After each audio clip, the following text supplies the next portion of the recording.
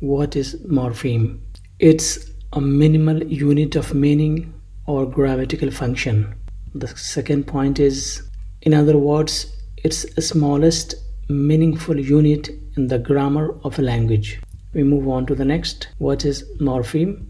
And we have the next point. A morpheme is what makes up words. The next point we have, some single morphemes are words while other words have two or more morphemes within them. Now we move on to the next. What is morpheme? We continue the discussion. And sometimes a morpheme functions as a word. For example, play, it's a morpheme, it functions as a word. Go, it's a morpheme, it functions as a word.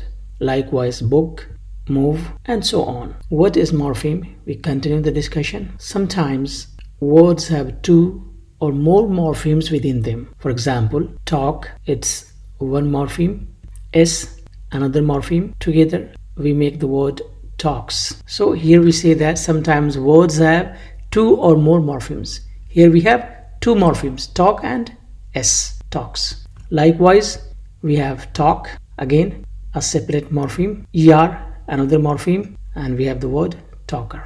And then we have talk, ed, and the word we have talked. Unkind, another morpheme, and ly, unkindly. So unkindly has three morphemes, unkind and ly. So what we come to know is that sometimes words have two.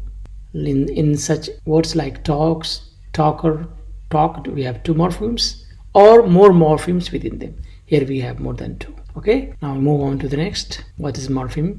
We continue our discussion. Many words have two or more syllables but only one morpheme. More syllables but one morpheme. For example, banana, it has more than one syllable but it is one morpheme. We cannot further divide banana into two parts. Apple, it has more than two syllables but it's a single morpheme.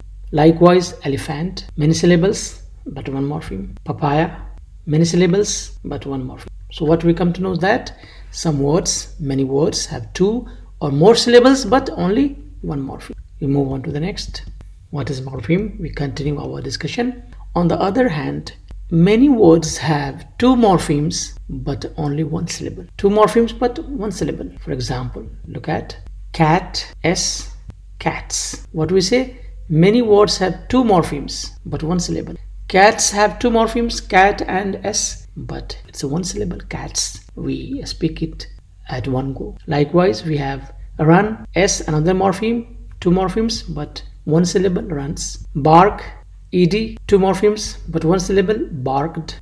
Pen, one morpheme, another morpheme, s, pens, one syllable. So we have the words having two morphemes but only one syllable. And we have more. What is morpheme? Thus what we come to know is that thus a morpheme does not necessarily have to be a word.